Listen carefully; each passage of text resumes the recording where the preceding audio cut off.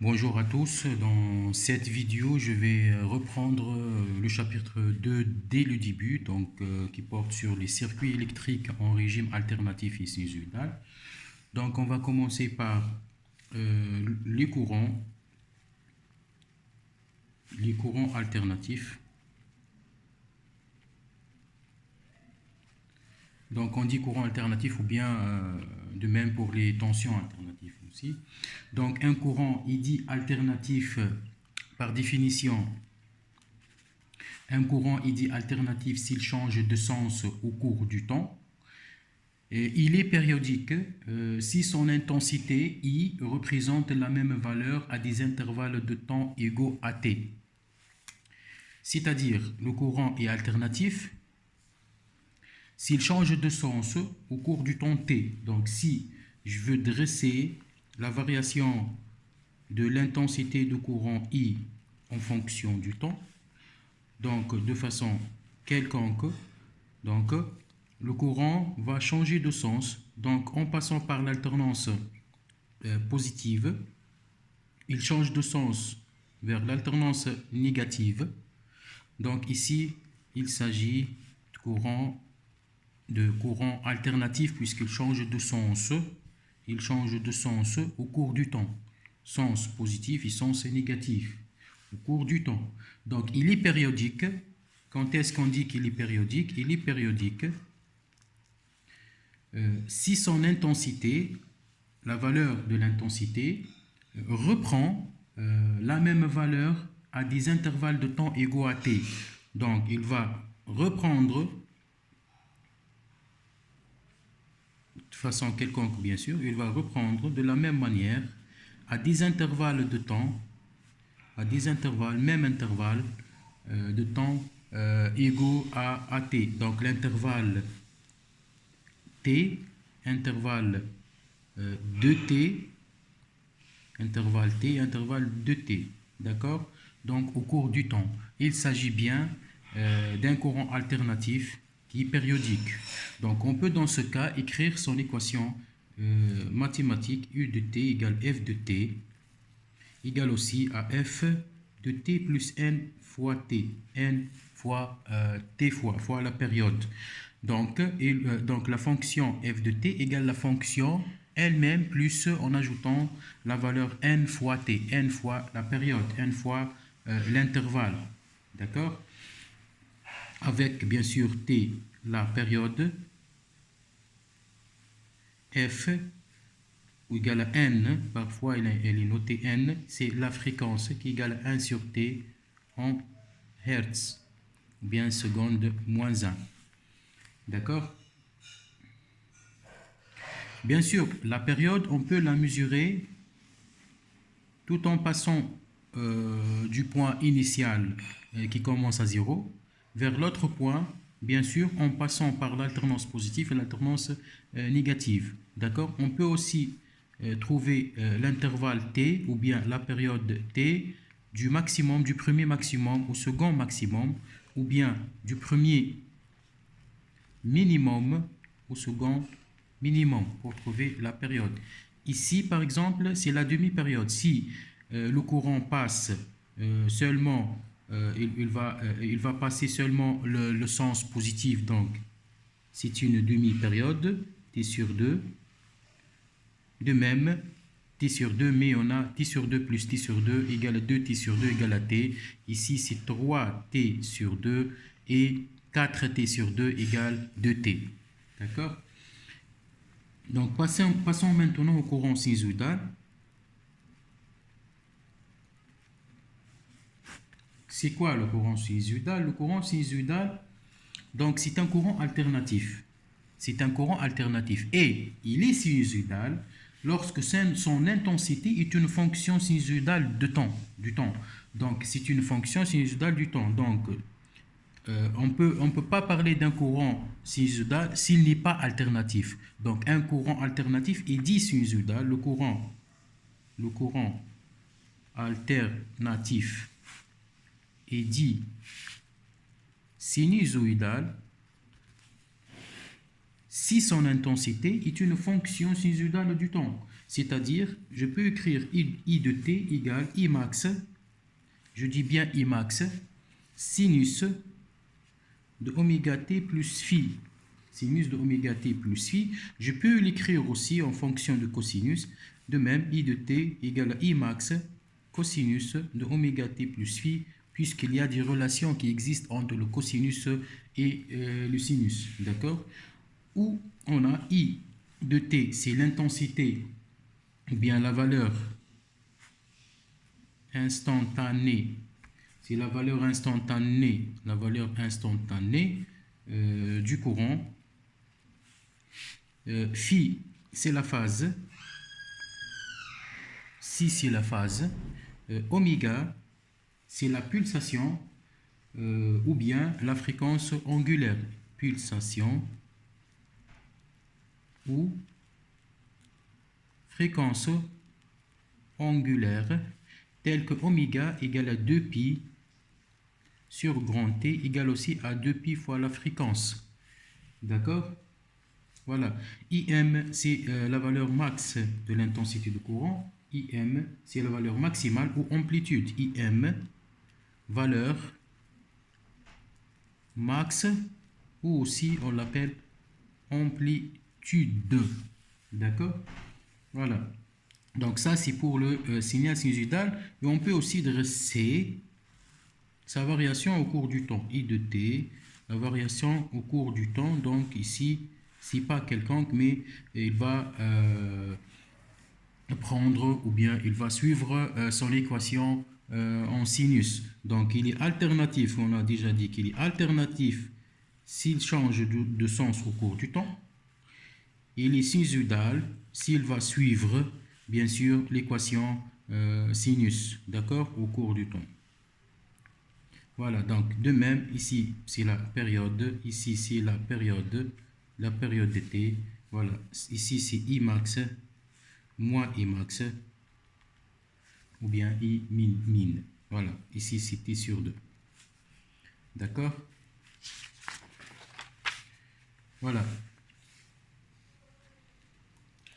Donc on passe maintenant au régime sinusoïdal. Grand 2, régime sinusoïdal. Le régime sinusoïdal.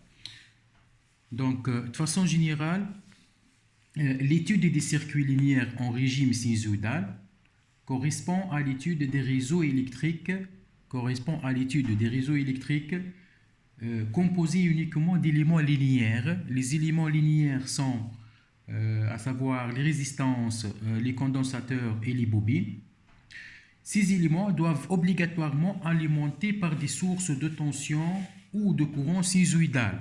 Donc, je ne peux pas parler de régime sinusoïdal si je n'ai pas de source de courant ou de tension sinusoïdale. D'accord? À titre d'exemple, soit ce réseau électrique composé par exemple de résistance, bobine, capacité, résistance et ainsi de suite. D'accord? Donc ce réseau doit être alimenté obligatoirement par une source de tension ou de courant sinusoïdale, telle que je peux écrire, s'il s'agit de source de tension, telle que E de t égale E0 comme amplitude cosinus de oméga t par exemple. D'accord? De même, il y a aussi le I de t qui va circuler dans tout le réseau.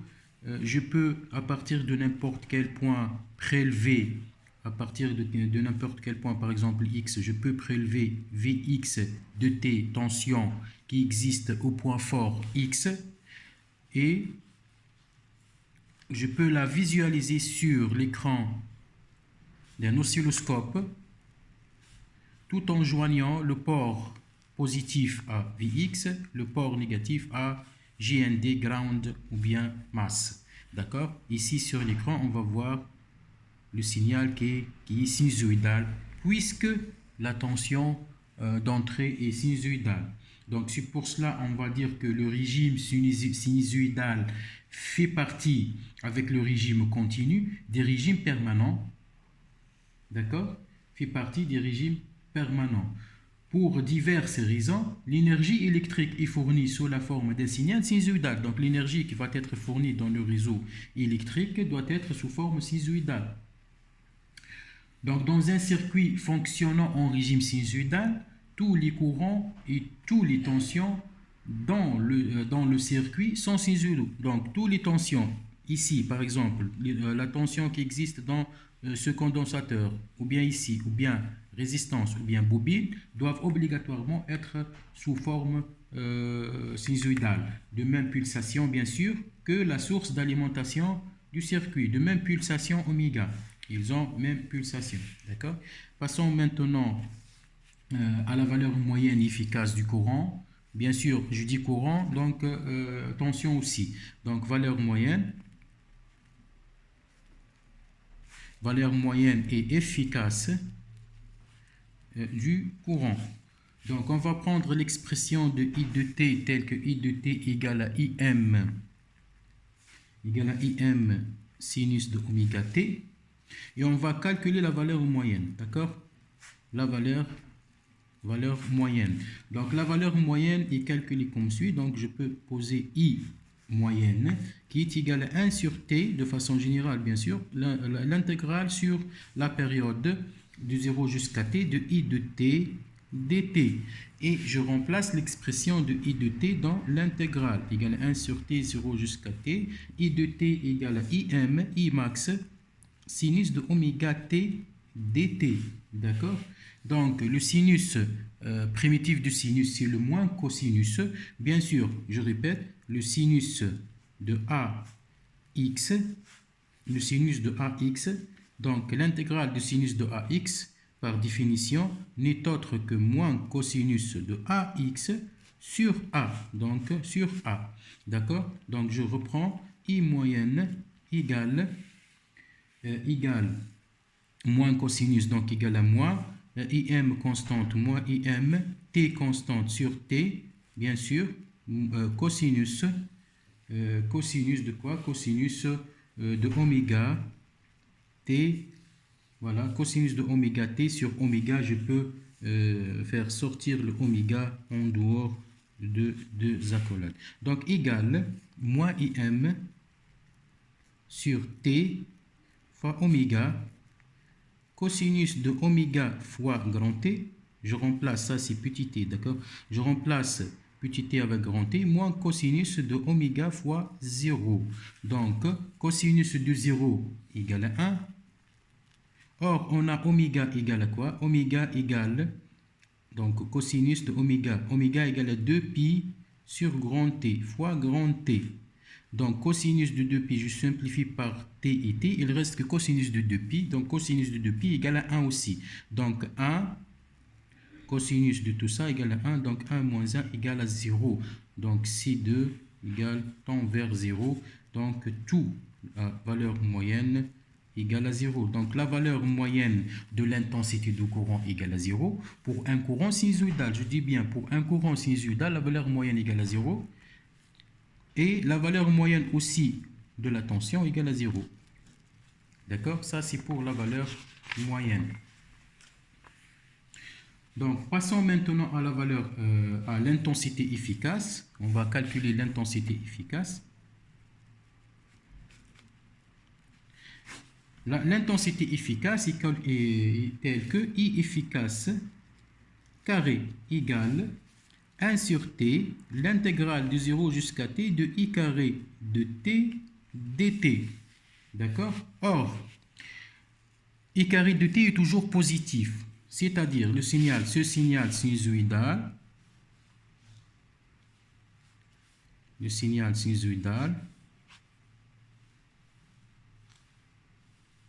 qui se répète, ça c'est l'alternance positive, il est toujours positif, mais au carré, c'est comme si je vais faire la valeur absolue. Donc la valeur absolue de la partie négative sera positive. D'accord? De 0 jusqu'à t sur 2 et de t sur 2 jusqu'à t. Il s'agit de même valeur. Qu'est-ce que je vais faire? Donc, je vais prendre une portion de l'intervalle sur 0, t sur 2, et je multiplie par 2 pour calculer l'intégrale de 0 jusqu'à t. Je répète, je vais prendre une portion de 0 jusqu'à t sur 2, et je multiplie par 2 pour que je puisse faire l'intégrale de 0 jusqu'à t. D'accord? Donc, l'équation deviendra I efficace carré égale à 2 fois sur t. L'intégrale, au lieu de t, je vais écrire t sur 2, I carré de t dt. D'accord? Bien sûr, je remplace I carré de t par son expression, l'intégrale 0 t sur 2, I carré égale à Im carré sinus carré de oméga t dt. Or, le sinus carré est non linéaire, je dois la linéariser. Le sinus carré est non linéaire, je dois le linéariser tout en utilisant les équations trigonométriques. Donc, sinus carré, par définition, le sinus carré de x égale à quoi? Égale à 1 moins cosinus de 2x sur 2. Ça, c'est par définition. Donc, je vais remplacer l'expression du sinus carré par l'expression 1 moins cosinus de 2x sur 2. Donc, la valeur efficace, I efficace carré égale à 2 sur t. L'intégrale de 0 jusqu'à t sur 2, ne pas oublier, Im carré fois 1 moins cosinus de 2x, x ici égale à oméga t. 2 oméga t sur 2 dt. D'accord? Donc, bien sûr, on peut ici calculer facilement l'intégrale. Donc, il est égal à quoi? Il est égal à 2 im carré, 2 im carré sur 2 grand T, d'accord? Sur 2 grand T, 2 grand T, il reste 1 sur 2, il reste 1, l'intégrale de 1, c'est t, moins l'intégrale de cosinus de 2 oméga, comme on a écrit sinus, donc l'intégrale de cosinus de x égale à sinus, l'intégrale de sinus de ax égale sinus de ax sur a, donc ici c'est sinus de ax qui est 2 oméga t sur a c'est 2 oméga, entre 0 t sur 2. Donc, et de la même manière, je remplace les expressions de t dans l'expression suivante. D'accord? Donc, on va avoir 2 par 2 sera simplifié. Il reste que im carré sur grand T. Je remplace bêtement t sur 2 moins 0, moins entre parenthèses, sinus de 2 sinus de 2 oméga de pi sur grand T fois T sur 2. D'accord? Je remplace directement oméga par 2 pi sur T, T par T sur 2, sur 2 oméga qui est égal 2 fois 2 pi sur 2 moins sinus de 0. Sinus de 0, d'accord? Sur 2 oméga. Donc 0, sinus de 0 égale à 0. Sinus de 0 égale à 0. Donc je simplifie. Il reste que im carré sur grand T. Il reste que im carré sur grand T. T sur 2 moins, je simplifie T par T. 2 par 2. 2 par 2 sur 2 pi. D'accord?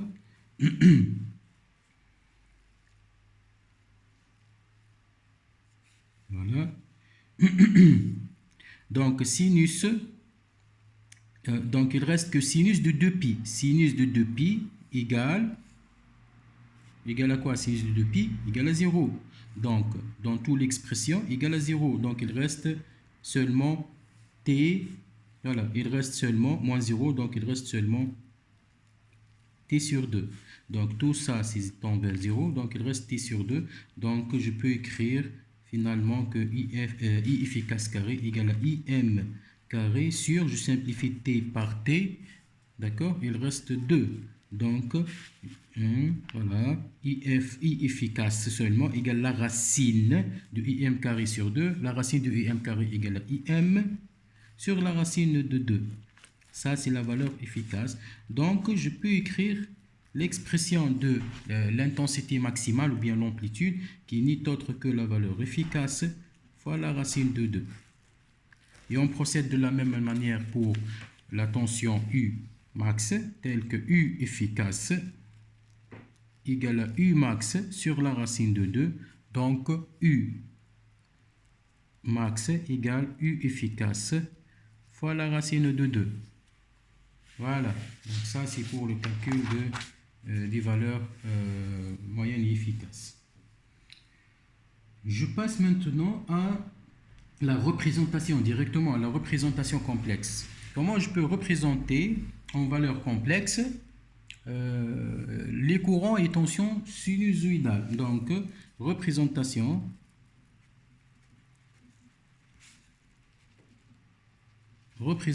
complexe.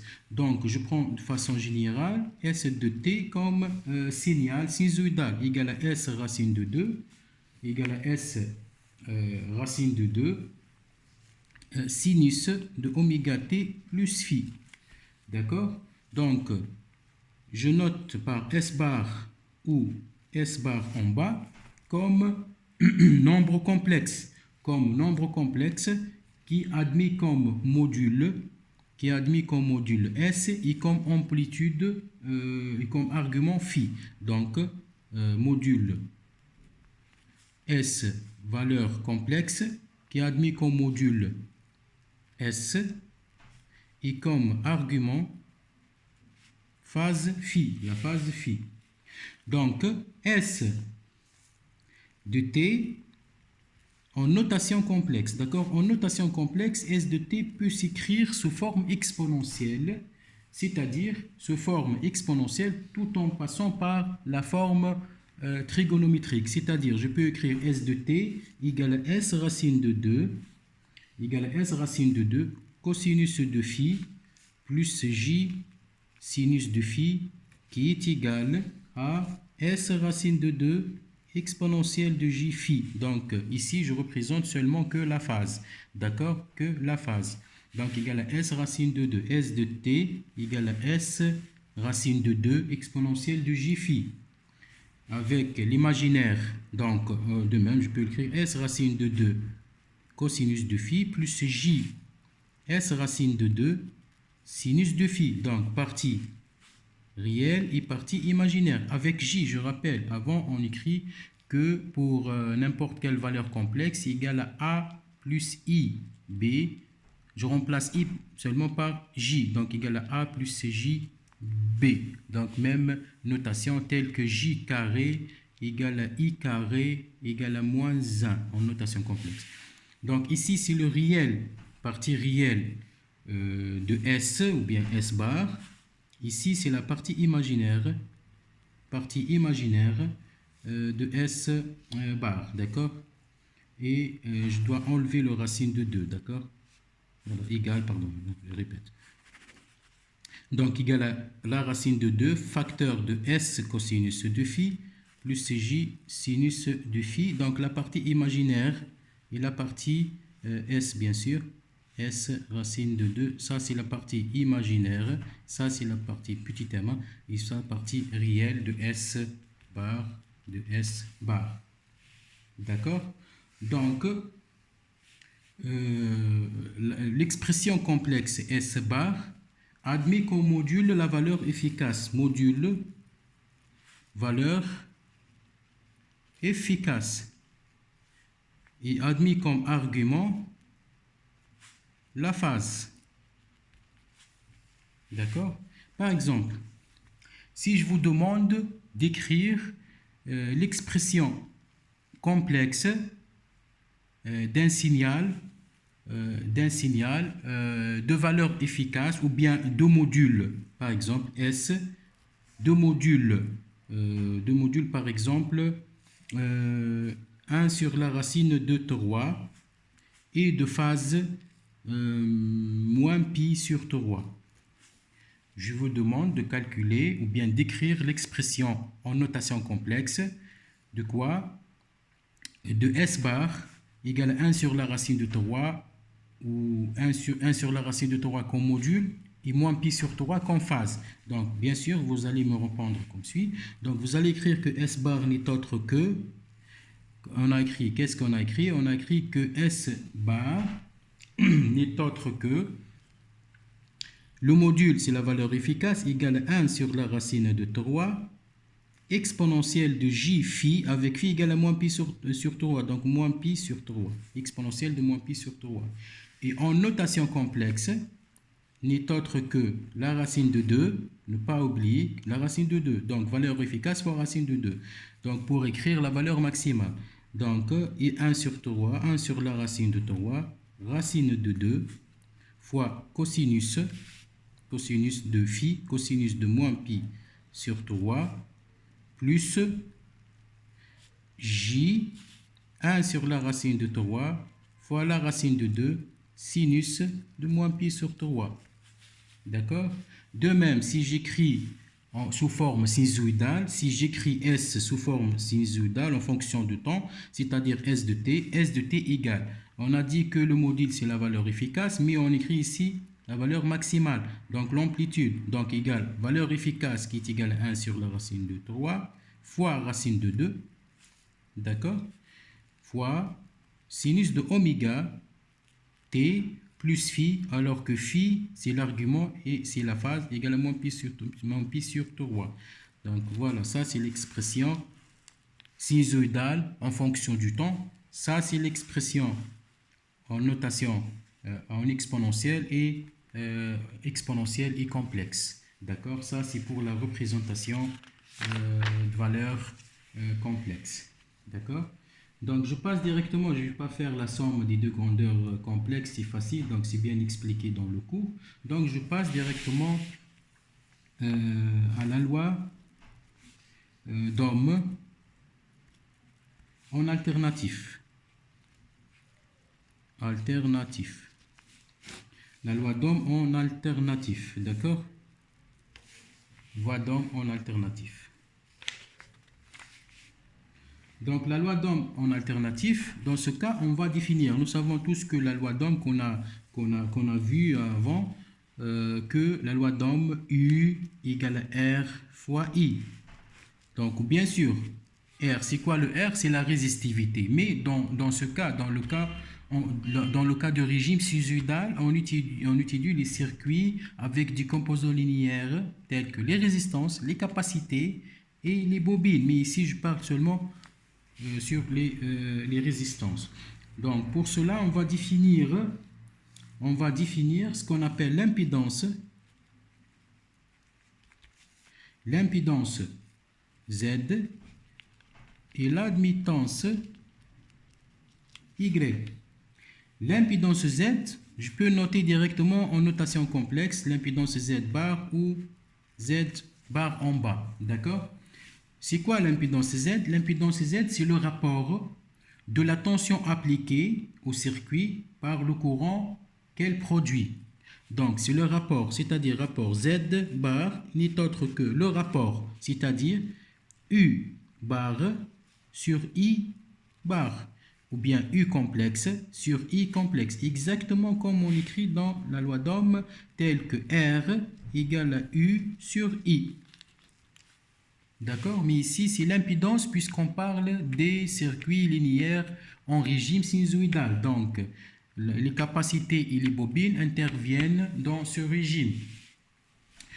Alors que l'admittance, c'est quoi l'admittance? C'est l'inverse de l'impédance. L'admittance, c'est l'inverse de l'impédance. Il est mesuré en Siemens. Donc, Siemens, on écrit Siemens, mais on dit que c'est Siemens. Grand S. Siemens. D'accord? Donc, on va prendre, pour mieux comprendre, on va prendre des circuits purement résistifs, c'est-à-dire purement résistifs. Ce sont des circuits qui ne comportent seulement que des résistances, donc tels que résistance, parcourue par l'intensité de courant I de T, R, et on a la tension U de T. Et on va calculer son impédance. Donc, de façon générale, je vais écrire la tension U de T comme étant U racine de 2, valeur efficace fois racine de 2 sinus de oméga T plus phi, et l'intensité de courant I de T égale à I racine de 2 sinus de oméga T plus, je pose ici phi 0 et plus phi 1 pour ne pas confondre les phases. Donc, d'après la loi d'Ohm, la loi de Maille et la loi d'Ohm, je peux écrire U de T n'est autre que R fois I de T. D'accord? R fois I de T. Donc, je peux tirer I de T égale à quoi? I de T égale U de T sur R. I de T égale à U de T sur R. D'accord? Égale à U racine de 2 sinus de oméga T plus phi 0 sur R. Donc ici, ça n'a rien changé. Donc égal à U racine de 2 sur R fois sinus de oméga T plus phi 0 égale aussi I racine de 2 sinus de oméga T plus phi 1. C'est-à-dire U racine de 2 sur R n'est autre que I racine de 2. Je peux simplifier par racine de 2. Il me reste que l'intensité de courant efficace égale à U efficace sur R. Et pour sinus, dans ce cas, le sinus de oméga T plus phi 0 égale à sinus de oméga T plus phi 1. Et qu'est-ce qu'on va remarquer? Oméga égale à oméga, donc phi 0 égale phi 1. Dans ce cas, phi 0 égale à phi 1, et on dit que delta phi, qui est le déphasage, égale à 0. Donc ça, c'est le déphasage. Donc le déphasage égale à 0, on dit que l'intensité de courant I de T et U de T sont en phase. Et sont impédance pour ce circuit Z égale à R. L'impédance Z égale à R puisqu'on a I égale à U sur R égale à U sur Z. Comme on a écrit dès le début, Z égale à U sur I. D'accord? Voilà, ça c'est pour le circuit purement résistif. Donc je prends maintenant pour les circuits purement inductif.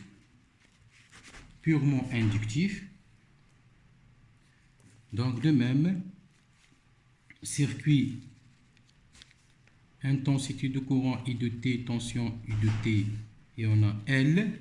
Donc ici j'écris U de T de même manière, U racine de 2 sinus de oméga T plus phi 0, I de T égale à I racine de 2 sinus de oméga T plus phi 1. D'accord?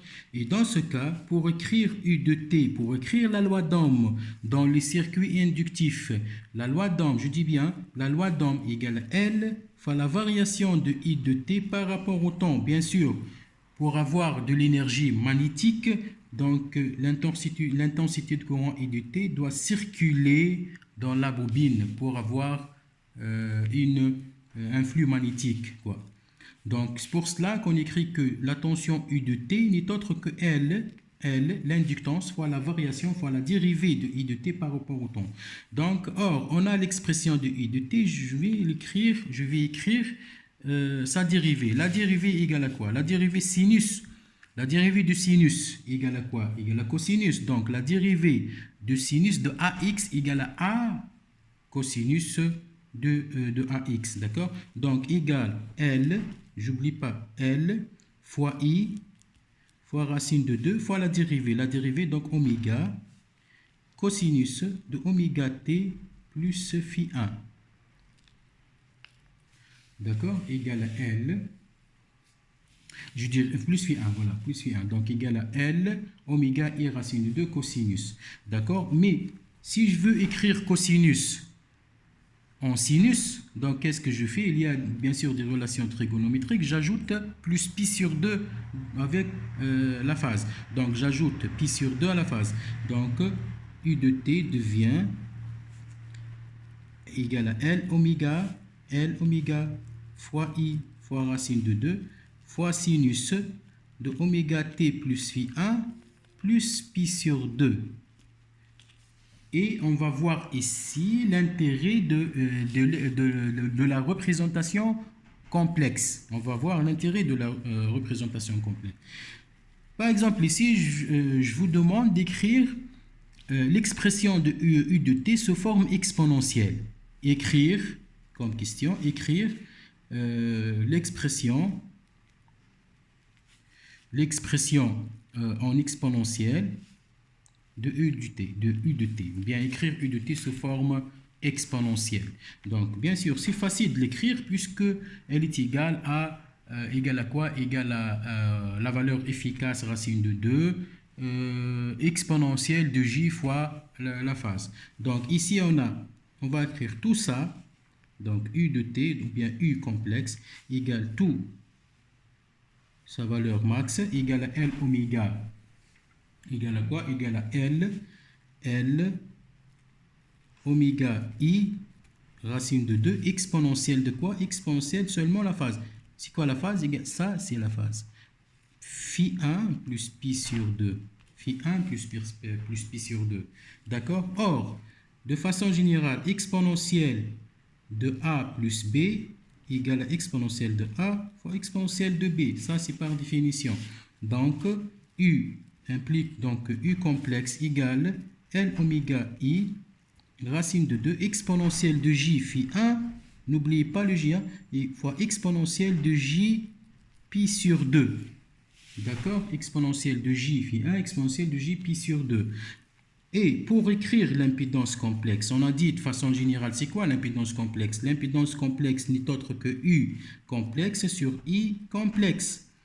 Or, U complexe égale à L oméga I racine de 2 exponentielle de J phi 1 fois exponentielle de J pi sur 2 sur I. I égale à quoi en notation complexe? Égale I racine de 2 exponentielle de J phi 1. D'accord? Il n'y a pas de pi sur 2. Donc, j'ai réécrit l'expression de I racine de 2 exponentielle de J phi 1. Je peux dans ce cas simplifier exponentielle de J phi 1, exponentielle de J phi 1, racine de 2, I et I. Il me reste que à écrire Z bar égale L oméga exponentielle de J pi sur 2. Or, exponentielle de J pi sur 2 égale à quoi? Égale, en notation trigonométrique, égale à cosinus de phi, égale à cosinus de pi sur 2, plus J sinus de pi sur 2. Or, cosinus de pi sur 2 égale à 0, sinus de pi sur 2 égale à 1. Donc, ici, égale à 1 fois J. Il ne me reste que J. Donc, l'expression de l'impédance Z bar devient égale L oméga fois J. Donc, c'est pour cela on écrit que l'impédance de quoi? L'impédance de la bobine en régime sinusoïdal, je dis bien régime sinusoïdal, n'est autre que JL oméga. D'accord? Et je passe, je mets remarque. Donc, dans une bobine, ou bien si une bobine idéale traversée par un courant continu, si une bobine traversée par un courant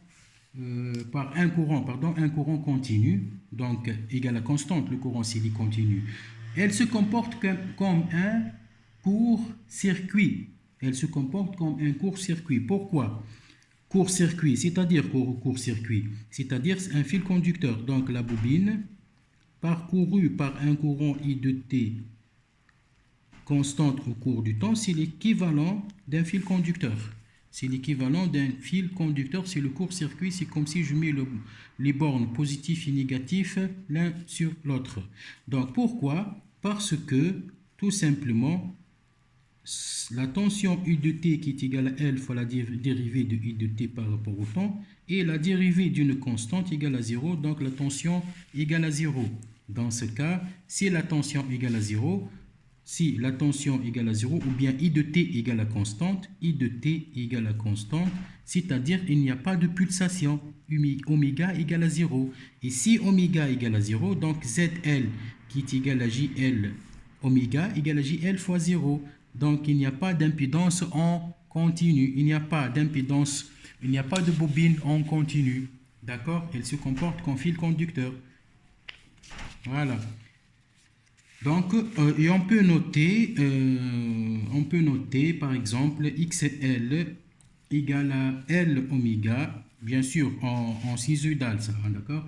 Donc, et on va l'appeler résistance ou bien réactance. C'est la réactance inductive. Donc, je peux écrire ZL égale J fois XL. JXL. D'accord? J fois la réactance. Je dis bien la réactance inductive. D'accord? Je passe maintenant à l'autre circuit. Circuit purement capacitif. Circuit purement capacitif. Et je prends le cas où on a les condensateurs U de T, I de T, capacité C, U de T égale, de la même manière, U racine de 2 sinus de oméga T plus phi 0, I de T égale I racine de 2 sinus de oméga T plus phi 1. Et pour appliquer la loi d'Ohm, dans ce cas, j'écris I de T et pas U de T. J'écris I de T tel que I de T égale à C fois la variation de la tension. Dans ce cas, je vais emmagasiner de l'énergie. Pour emmagasiner de l'énergie, je dois dériver les tensions. Donc, C égale la dérivée de U par rapport au temps. Égale à quoi? Je dérive la tension. Égale à C fois U fois racine de 2 fois oméga fois cosinus de oméga t plus phi 0. D'accord? Oméga t plus phi 0. Je le réécris en fonction de sinus. Donc, I de t devient égal à C fois U fois racine de 2 fois oméga fois sinus de oméga t plus phi 0. Et comme d'habitude, j'ajoute pi sur 2 pour transformer le cosinus en sinus. D'accord? En notation complexe, donc ça devient facile maintenant. En notation complexe, I de t égale à quoi? Égale à C. Égale à C oméga. U, racine de 2, sinus devient exponentielle de J, phi 0 plus pi sur 2. N'oublie pas les parenthèses. D'accord? Égale C, W, bien oméga, U racine de 2, exponentielle de J phi 0 fois exponentielle de J pi sur 2. D'accord? J'écris l'impédance Z. Égale à quoi l'impédance Z? Égale à U complexe sur I complexe, égale à CW, c'est oméga, c'est-à-dire U racine de 2, exponentielle de J phi 0, exponentielle de J pi sur 2, d'accord? Sur quoi? Sur l'expression complexe ou bien exponentielle de l'intensité de courant. Ici, c'est l'intensité de courant. Voilà l'intensité de courant. Donc, égale à I racine de 2 sinus de oméga t plus phi 1, égale à I racine de 2 exponentielle de J phi 1. D'accord? Voilà. L'intensité de courant I. Pardon. Voilà, j'ai mis une erreur. C'est pour cela que je n'ai pas trouvé la solution. Donc ici, Z bar, Z complexe égale U complexe sur I complexe égale, alors que U complexe égale à U racine de 2 exponentielle de phi 0. Donc égale U racine de 2 exponentielle de J phi 0 sur l'expression, sur cette expression. J'ai confondu l'expression de I avec l'expression de U, d'accord? Donc CW U racine de 2, exponentielle de J phi 0, exponentielle de J pi sur 2. Et je simplifie comme d'habitude. J phi 0, J phi 0, racine de 2, racine de 2, U. Il me reste que égale 1 sur C oméga exponentielle de j pi sur 2. 1 sur c oméga exponentielle de j pi sur 2. D'accord? Égale à quoi? Exponentielle, de la même manière, exponentielle de j pi sur 2 égale cosinus de pi sur 2 moins, ou plutôt plus j sinus de pi sur 2. Cosinus de pi sur 2 égale à 0, sinus de pi sur 2 égale à 1, donc égale à j. Implique donc z bar pour les capacités, il est égal à 1 sur j c oméga. Voilà, 1 sur g c oméga. C'est ce qu'on écrit toujours. Donc, ZC, on écrit. Donc, ZC égale à 1 sur GC oméga. D'accord? Donc, je prends une remarque.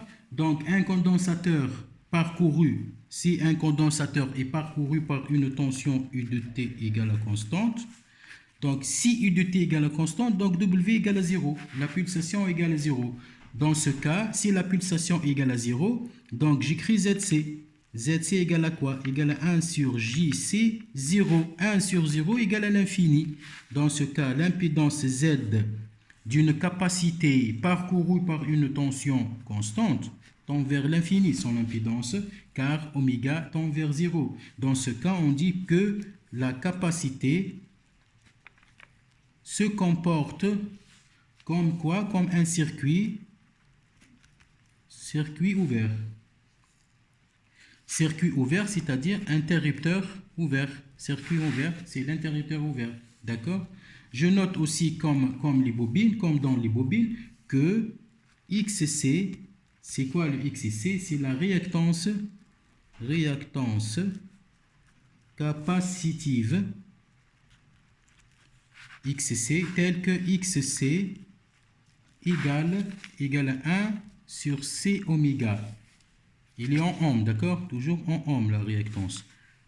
1 sur C oméga et j'écris ZC égale 1 sur ZC égale 1 sur J XC.